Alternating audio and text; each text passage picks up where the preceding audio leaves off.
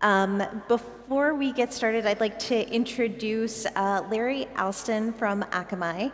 He is going to be speaking to us about the distributed cloud computing and the new approach for that. He's the VP of Cloud. Larry?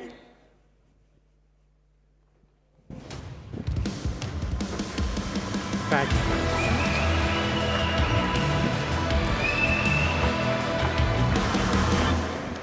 Good afternoon, everyone. My name is Larry Alston. I'm from Akamai. I hope everyone's enjoying the conference so far. For a very quick show of hands, how many people know of Akamai? Who Akamai is? Oh, excellent. I think that I was asked a number of times already, why is Akamai here? Why is Akamai here? So let me tell you a little bit about Akamai if you don't know who Akamai is. Akamai was founded 25 years ago to solve the worldwide wait problem.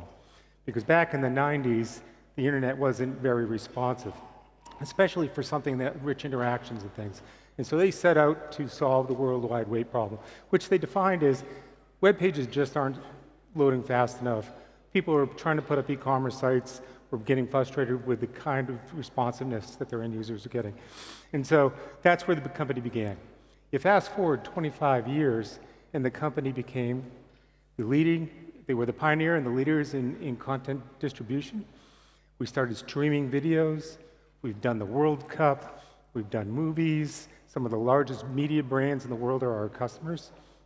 We've added a security portfolio around it so that we protect all our customers on a worldwide network that we built over 25 years. That worldwide network is trusted by customers today to protect them and power their internet. In particular, billions of people, billions of times a day are being powered by and protected by our infrastructure. The last three items on this graphic that you see are what I'm going to talk about today. Last month, we introduced the Akamai Connected Cloud. We've made a couple of acquisitions. One is Linode. They're a general-purpose cloud computing platform that we acquired last year. And we just acquired a company called Ondat. We'll talk a little bit about what that is, a lot about what that is. So the title of my talk actually, is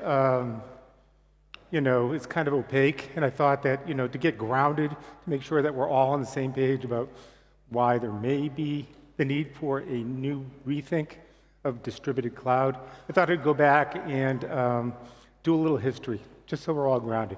I know this would surprise you, but I've been in the industry a long time, and because of the way I look. And I've lived through some of these cycles.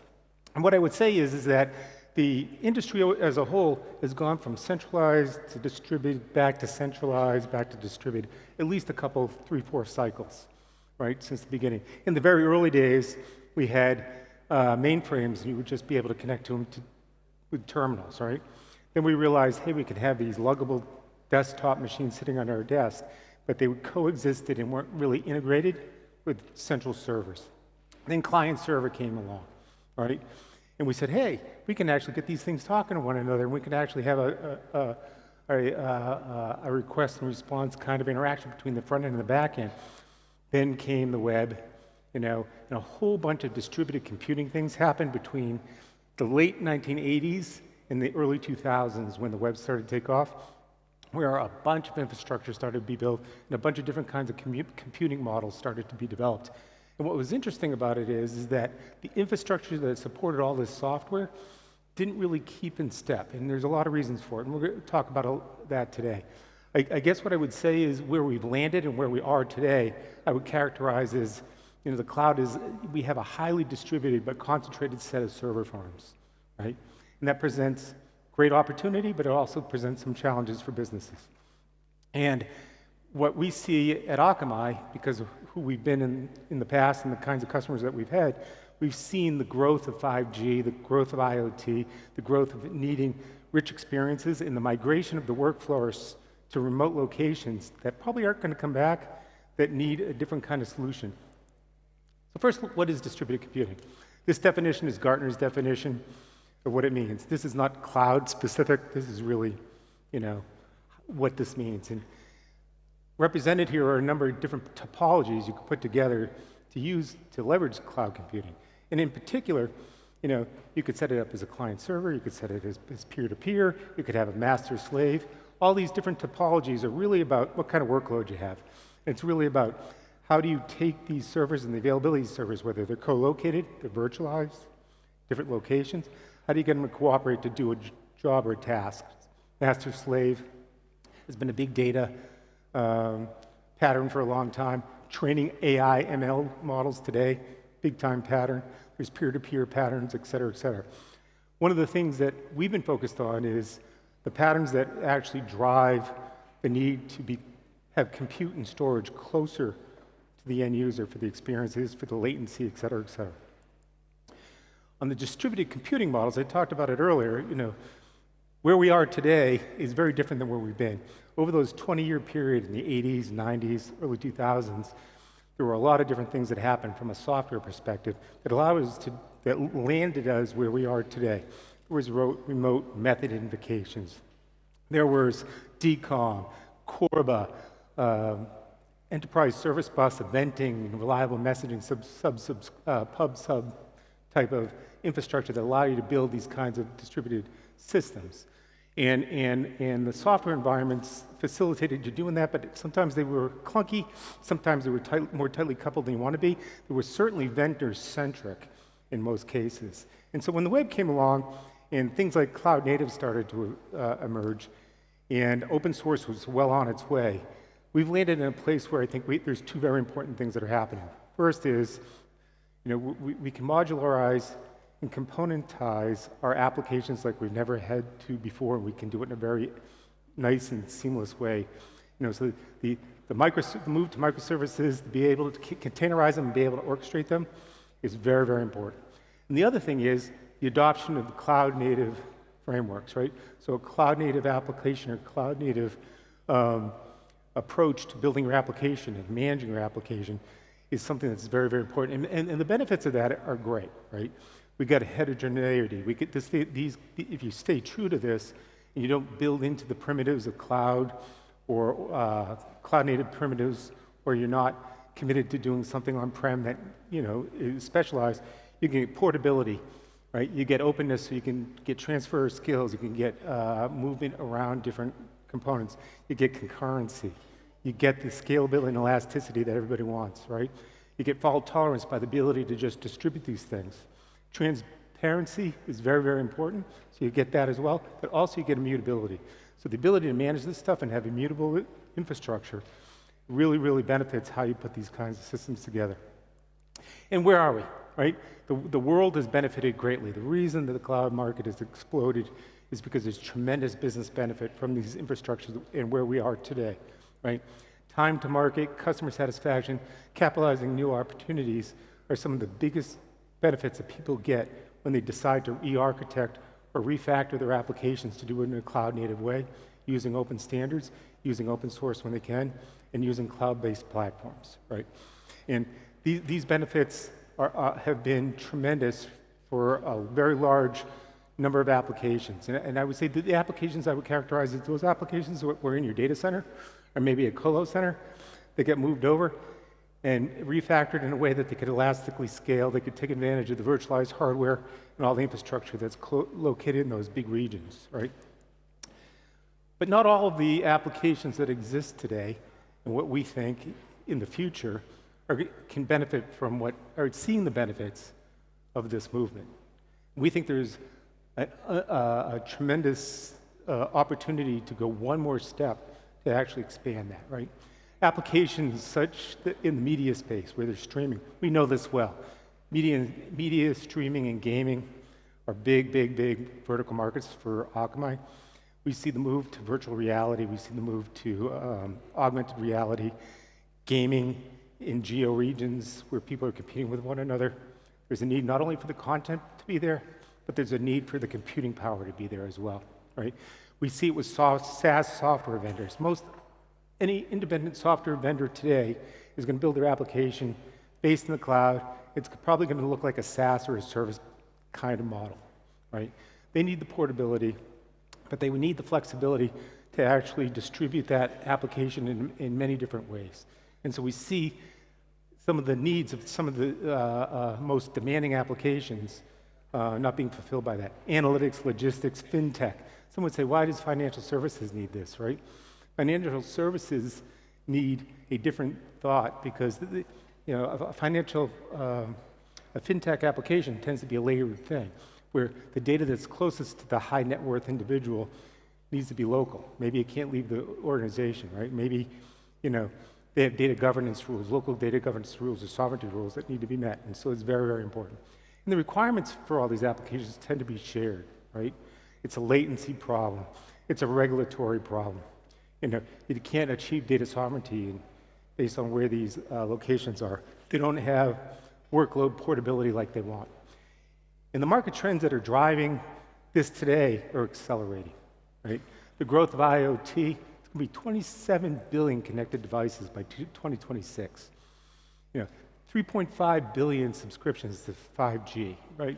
Remote workers are still going to be 48% this year, and every study says maybe they're coming back, maybe they're not, but where our workforce is today and the productivity apps that they use to do their jobs need to take that into effect. We have customers today that are losing their end users' confidence, and some of them are actually losing the customers because they're not responsive in remote places that they're working, like their lake house or their vacation home or at their parents' house, right? And so we need to be able to, this is also accelerating. And the other thing that I would say is the previous two presentations just before me talked an awful lot about multi-cloud. We think that multi-cloud's here to stay. We obviously know it's here to stay. Gartner thinks it's going to be 90% of enterprises will be multi-cloud by 2026, I believe. And that's a very important thing because we don't think that goes away either. So why is this happening? Why aren't they actually getting the benefits? It really has to do with all this great software we've written in these data centers that the cloud platform vendors, especially the hyperscalers, are put together, allow us to do things in the data center or in the availability zones, which are basically just the regional data center, right? And they're taking advantage of this to distribute things in ways that we want them to do, but maybe not geographically, right? The other thing is that multi-region and multi-cloud is a kind of a difficult thing to do, and it's still very rare. Most people do build an application like it's a regional-centric application. They tend not to think about a single application being teased apart. It's changing fast, but it's very hard to do if you left to your own devices, right? And the other thing is that there are platform vendors and the scalers are putting together edge-like offerings like local zones, right? Or outposts from AWS. These things are very, they're putting their foot in the water and edge.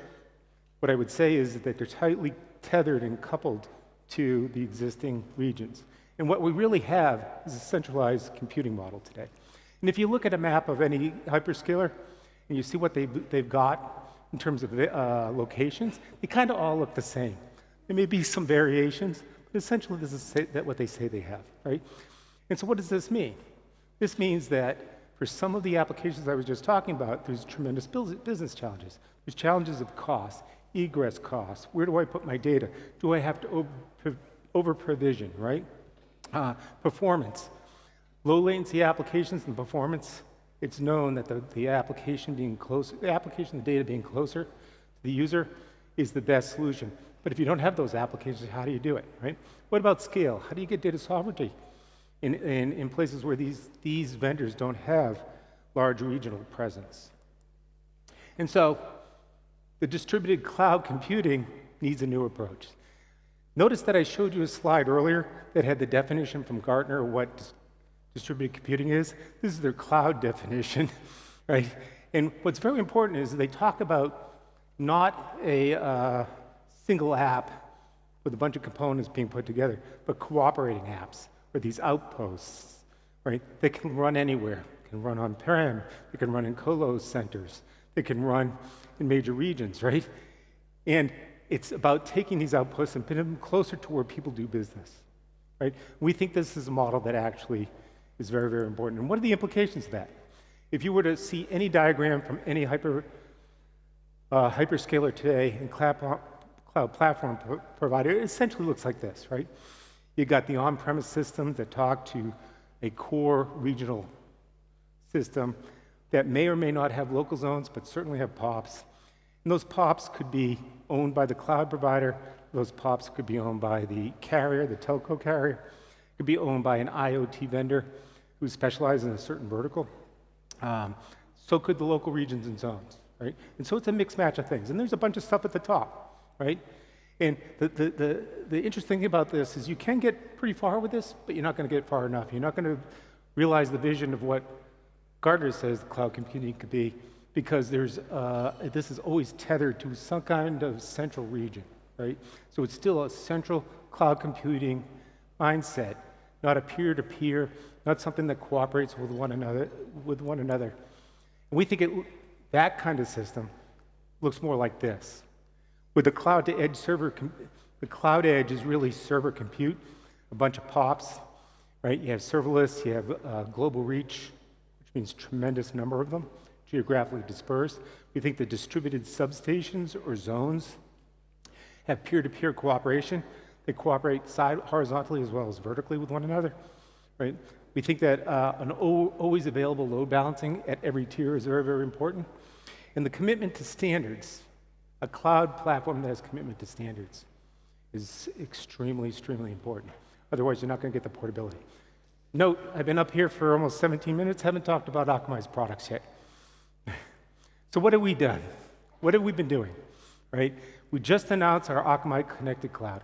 The Akamai Connected Cloud is, for the purposes of cloud computing, are the services that run on our global network and provide cloud computing services. We also powers our content delivery services and our security services, right? These are huge businesses for Akamai, by the way. Remember, we power and protect billions of people, billions of times a day, right? And that's the same platform that we're taking the Linode acquisition and our latest OnDat acquisition. We're taking their services and putting it on top of that global network that people have been trusting for 25 years. And those services look very probably should and will look very familiar to you, right? We are very focused on the infrastructure services required to actually bring to life a distributed cloud platform. And that distributed cloud platform, broken down, gives you the ability to have regional presence, distributed presence, and POP presence, right? And what do I mean by that? Our cloud presence in our global network today is going to allow us to build this network. We've started the build out already. For those people who don't know, we have 4,200 POPs worldwide today that have serverless and storage functions already. Our distributed systems are going to be all over the world. They're going to be little substations that are going to allow people to actually put storage and compute at a higher degree than they would in any edge compute today, right? Think of them as highly capable edge worker nodes, right? And then we'll have major regions where you can deploy an entire app. But I would say about this infrastructure and this distribution, we don't think that this is counter to, and it isn't counter to, a multi-cloud strategy. If somebody wants to deploy an application or certain parts of the workload of their applications into the distributed layer or up to our POPs and leave the primary part of the application running in AWS, Azure, Alibaba, fine. We're there to provide this distributed edge that can be deployed very easily and very straightforwardly. An example of this, a customer using this is Zolvit, one of our first customers. They actually took advantage of our local presence. They took advantage of our the ability to have scale to provide, believe it or not, seems pretty pedestrian considering some of the IoT applications you tend to hear people use to justify why you want extreme edge capabilities. You know, it's tax and compliance, legal compliance. Very, very pedestrian app, but very, very important that they had this kind of distribution and the ability to deploy these things as one working unit. So, well, how do you start the journey? What I would say is we're in the market here to stay. Akamai has been in this market. Arguably, Akamai was one of the first cloud computing companies in the world.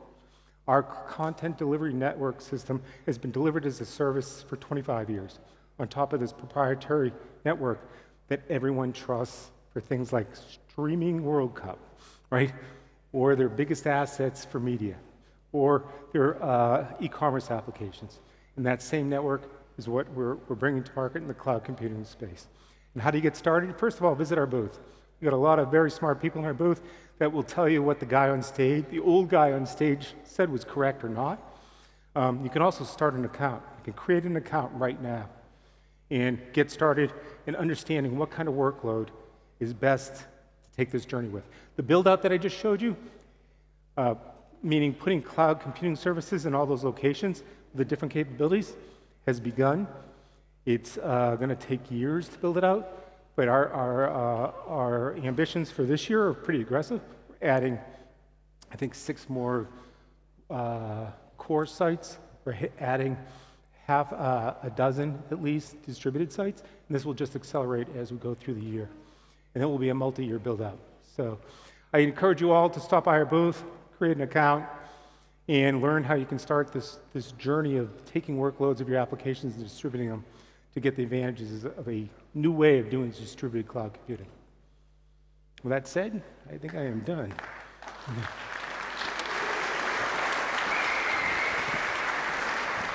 All set? Larry, thank you so much. Sure.